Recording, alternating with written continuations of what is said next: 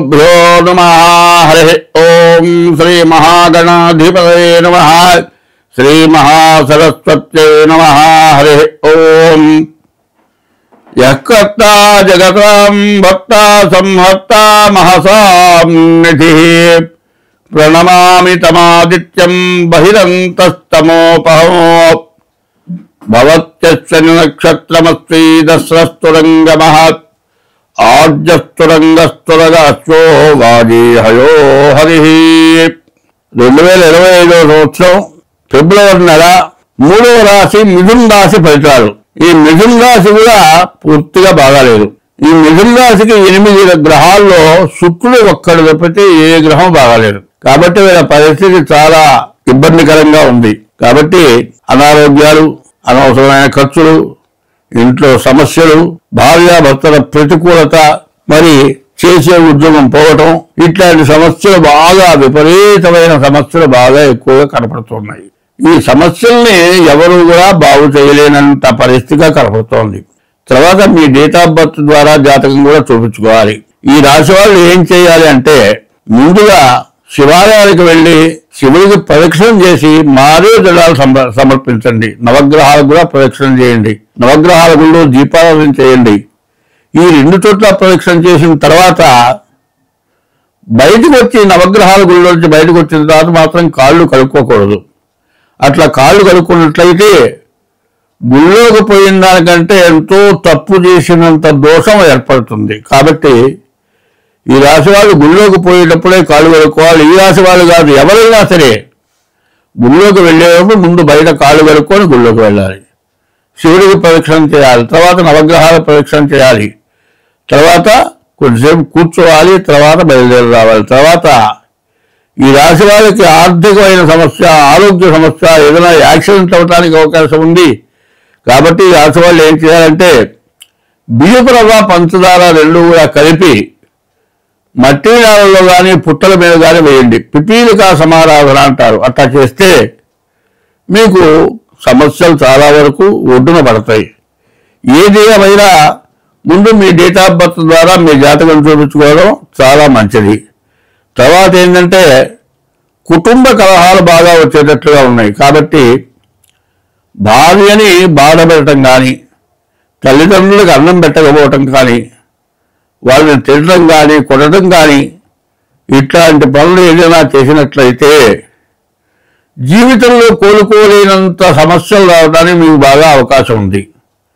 కాబట్టి పరిస్థితుల ప్రభావం వల్ల బయట ఏమీ చేయలేక ఇంట్లోకి వచ్చి భార్యనో, పిల్లలనో, తల్లినో, తండ్రినో హింసించేటట్లయితే ఉన్న బాధ కంటే 1000 రెట్లు ఎక్కువ బాధలు వస్తాయి.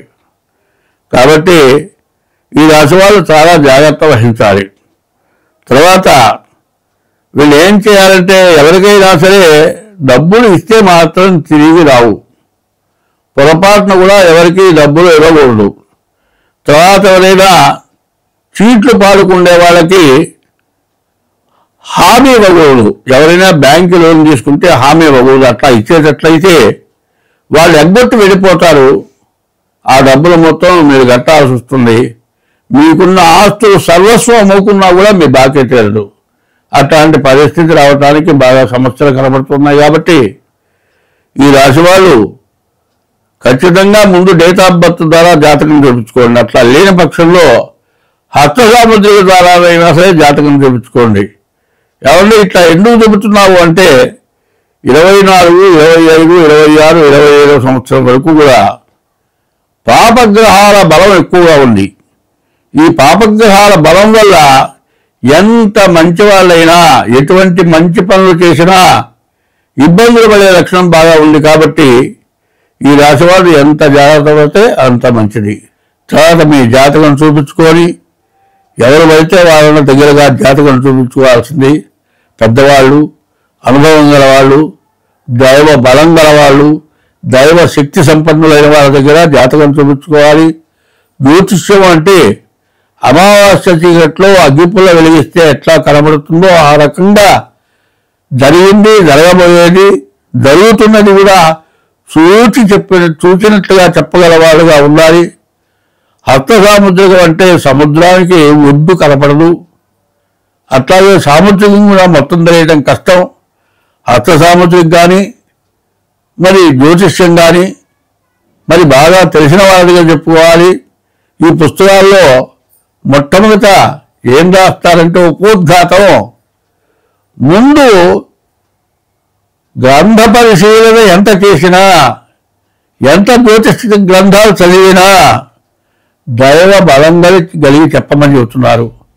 కాబట్టి దైవ బలం గలవాళ్ళు, వృద్ధులు, అనుభవం గలవాళ్ళు, అటువంటి వాళ్ళు చెప్పేటువంటి జ్యోతిష్యం మీకు ఫలిస్తుంది. ఎందుకంటే పెళ్ళి అవుతుంది అనుకోండి, ఈ పెళ్లి దగ్గర ఏం చేస్తారు, బాగా పెద్దవాళ్ళు వృద్ధులు వచ్చి ముందు మీరు ఆశీర్వచనం చేయండి, పార్వతీ పరమేశ్వరులతో సమానము అంటారు.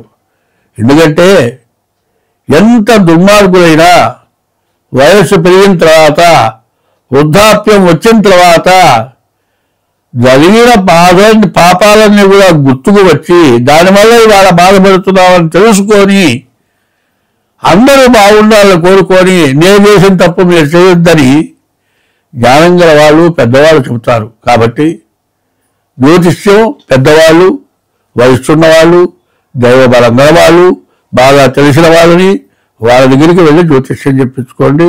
మీకు అన్ని విధాలా బాగుంటుంది. మరి అందరం బాగుంటాము, దేశం బాగుంటుంది. అందరూ బాగుంటే అందరిలో మనం బాగుంటాము. గోబ్రాహ్మణేభ్య శుభమస్తు నిత్యం లోకా సమస్త సుఖినో భవంతు అని గోవు బ్రాహ్మణుడు బాగుంటే దేశం మొత్తం బాగుంటుంది అని చెప్పారు. సత్యం వద ధర్మం చర అన్నారు. ఈ సత్యం అనేది ఇబ్బంది పడుతోంది, ధర్మం అనేది ముందుకు వెళుతోంది. కాబట్టి సత్యధర్మాల కట్టుబడి అందరూ ప్రవర్తించాలి, అందరం బాగుండాలి. స్వస్తి.